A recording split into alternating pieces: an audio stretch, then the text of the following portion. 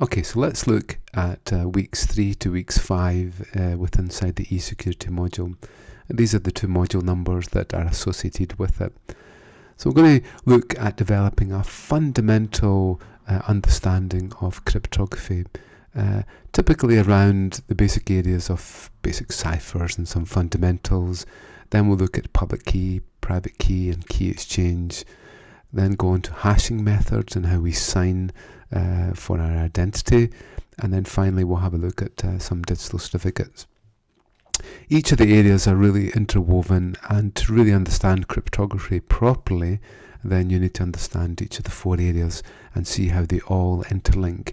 What we'll find is that no system is really created with the one method. Typically all the methods are working together to be able to create a secure environment, but also to make sure there's integrity and identity checking.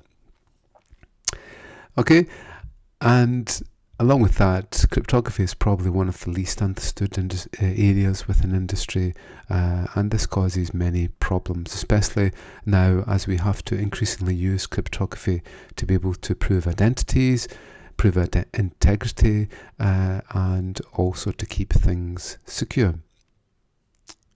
So the basic timetable is this. We'll be looking at ciphers and some fundamentals in the first class. Then we'll go on to looking at public key and private key and key exchange, along with an outline of hashing methods and how we sign for things with the private key. And then finally we'll look at digital certificates and really see how it all fits in so that we can create a secure infrastructure. So each of the labs are defined here. So we typically use OpenSSL with inside Kali to be able to run our labs. So if we open up this lab here, we'll see that we're covering the Diffie-Hellman method. So there'll be some bookwork examples that you need to do with calculators and so on, but then there'll be some practical examples. So what you should find is that you should have been allocated a virtual machine within our cloud, and I'll just show you where that is. So 217.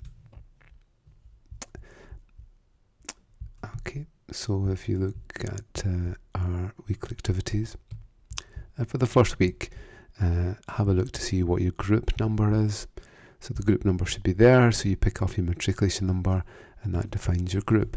So inside our cloud, you would go to the correct folder,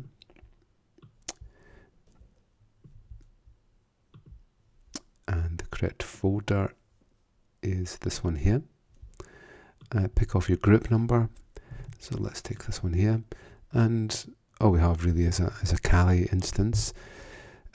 It's not really a complicated architecture. We're just using Kali because it's a convenient method for picking up OpenSSL and a few other things.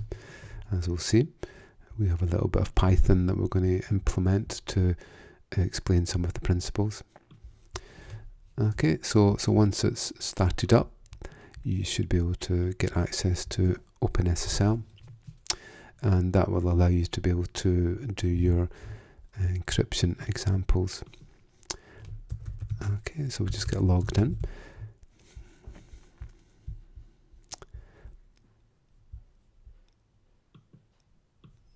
And might as well, hopefully copy and paste will work for you. So just watch when you're copying and pasting from PDFs, sometimes the hyphen doesn't come out quite right on the other end.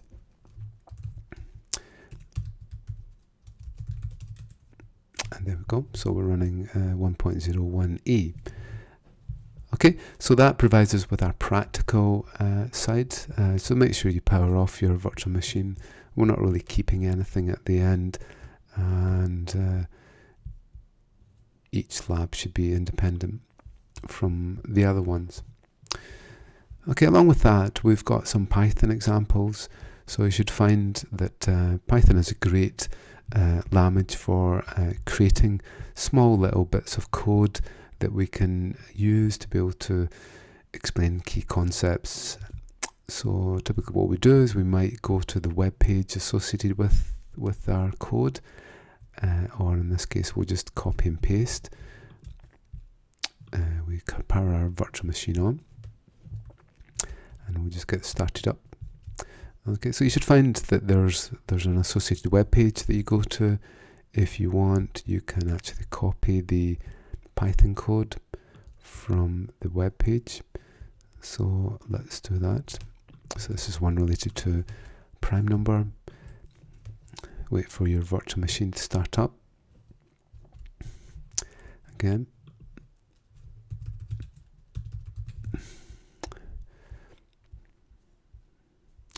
And so Python is often used in cryptography because it implements core native code, typically written in C++. So many of the libraries, many of the latest crypto methods are released in Python before they are released in virtually any other language. So we'll just try a little example here. Okay, so I use nano and then just paste your code into there. Control X, and there we are. So we just run Python. Oops. And there we go. So it's 93. So in this case, we'll just have a quick look at the Python code just to see what we have there. Okay, and I just hardwired the value in there, but obviously you can change it so it's actually prompted for. So in this case, the Python code just simply determines if a number is prime or not. Okay, but the main thing for us is that we're trying to understand the basic methods that are actually used for some of the fundamental areas.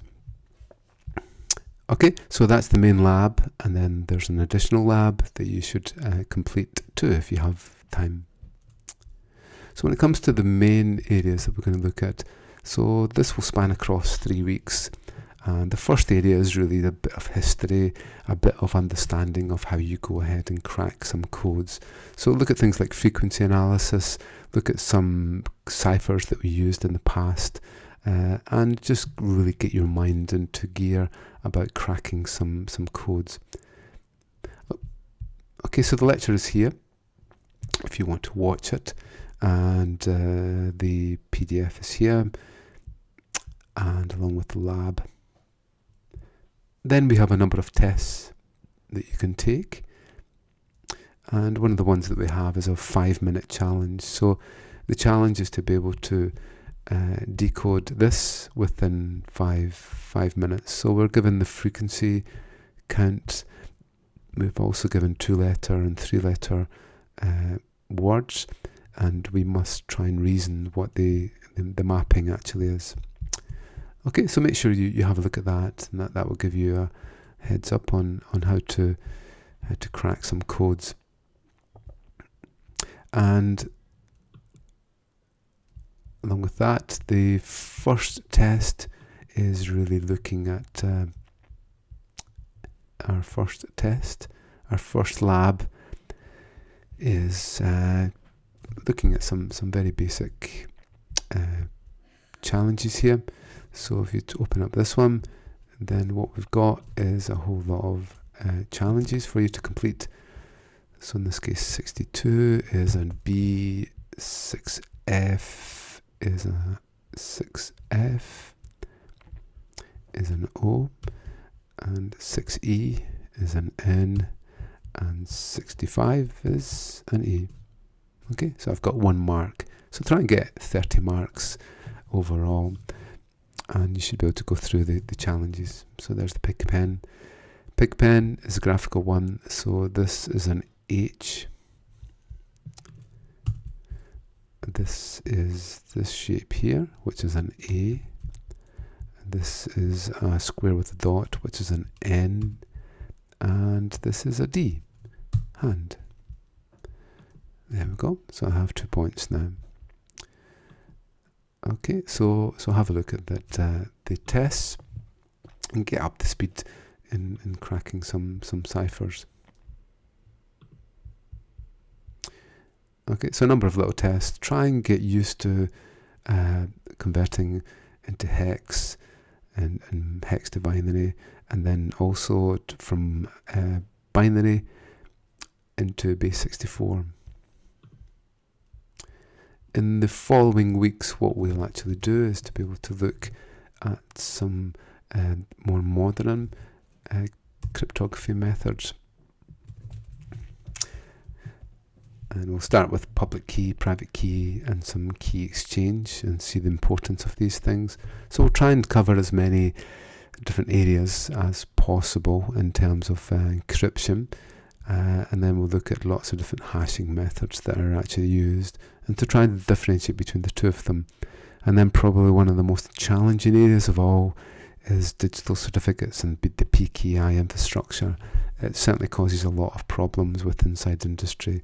So we're trying to really understand them and what they actually do. So if you're interested, there is a whole lot of things under encryption. So we've tried to put everything that we could really find related to encryption on this page here. So have a look and see if there's anything that would help your understanding of the area with inside here. Okay, so that's the module. So if you have any questions, then please get in contact with us.